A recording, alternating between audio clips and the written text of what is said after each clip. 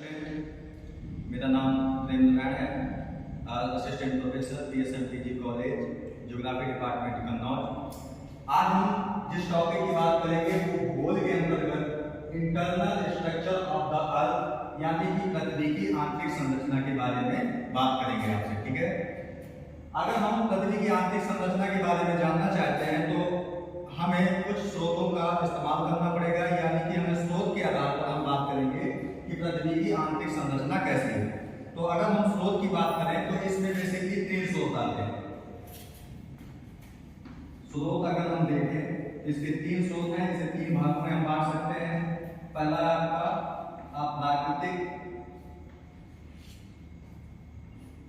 प्राकृतिक स्रोत, जिसके अंतर्गत हम 3 लेते हैं। ठीक है, इसमें आपका आ जाता है पहला तापमान, दूसरा आता है इसमें घनत्व, तीसरा आ जाता है इसमें दबाव यानी कि प्रेशर, दबाव। ठीक है, अगर स्रोत के बाद प्राकृतिक के बाद बात करें तो इसमें आता है आपका जो विभिन्न विद्वानों के द्वारा दिए गए साक्ष्य हैं उनका इस्तेमाल किया जाता है पृथ्वी की आंतरिक संरचना जानने के लिए। इसमें हम कह सकते हैं सिद्धांतों के साक्ष्य। ठीक है, इसके बाद जो पृथ्वी की आंतरिक संरचना जानने का जो तीसरा स्रोत है वो है आपका प्राकृतिक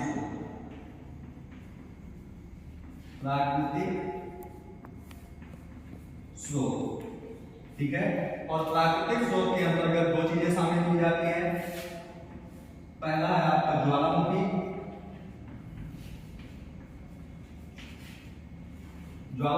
यानी कि वोल्केनो। इसके बाद है आपका भूकंप। ठीक है, यानी कि अर्थक्वेक। इतने सारे आपके स्रोत हैं जिसके आधार पर हम जान सकते हैं कि पृथ्वी की आंतरिक संरचना कैसी है। ठीक है, आपको हमेशा याद रखना है कि जो तापमान, घनत्व और दबाव है, जैसे जैसे हम पृथ्वी की सतह से नीचे की ओर जाते हैं तो लगातार ये तीनों चीजें बढ़ती हुई चली जाती हैं। यहाँ पर अगर हम बात करें तो 32 मीटर पृथ्वी की सतह से नीचे जाने पर 1 डिग्री सेल्सियस तापमान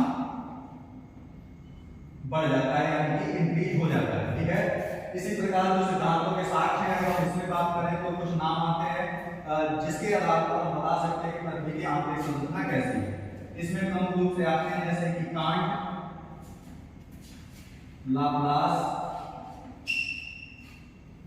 और जेम्स जीन्स।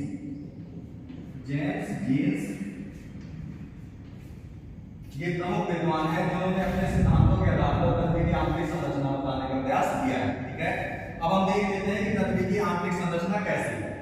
अगर हम इसे पूरी पृथ्वी मान लें अगर, ठीक है, और पृथ्वी का 1/4 हिस्सा यानी कि 1/4 भाग निकाल करके बाहर कर लें तो हम पृथ्वी की आंतरिक संरचना जान पाएंगे। ठीक है, इसे हम बड़ा करके देख लेते हैं।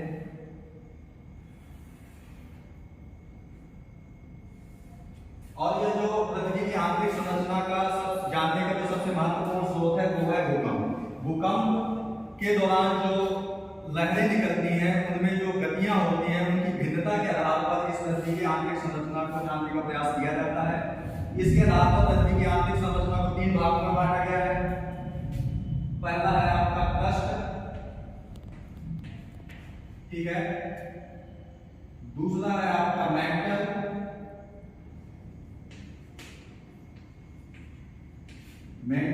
और तीसरा है आपका कोर।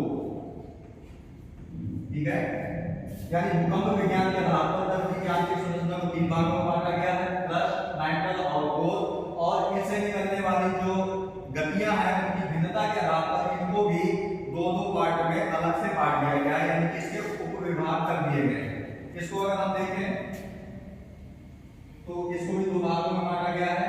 पहला है आपका अपर क्रस्ट, दूसरी यानी कि अपर क्रस्ट, LC यानी कि लोअर क्रस्ट। इसी प्रकार मेंटल को भी 2 भागों में बांटा गया है।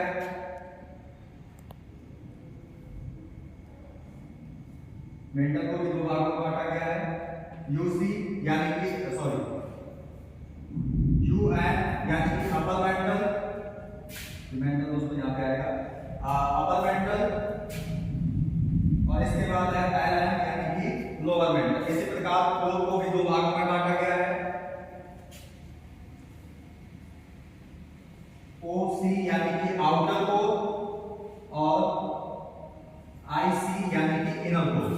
ठीक है, तो भूकंप विज्ञान के आधार पर पृथ्वी की आंतरिक संरचना को इतने भागों में बांटा गया है। पहला आपका क्रस्ट है, दूसरा आपका मेंटल है, तीसरा आपका कोर है।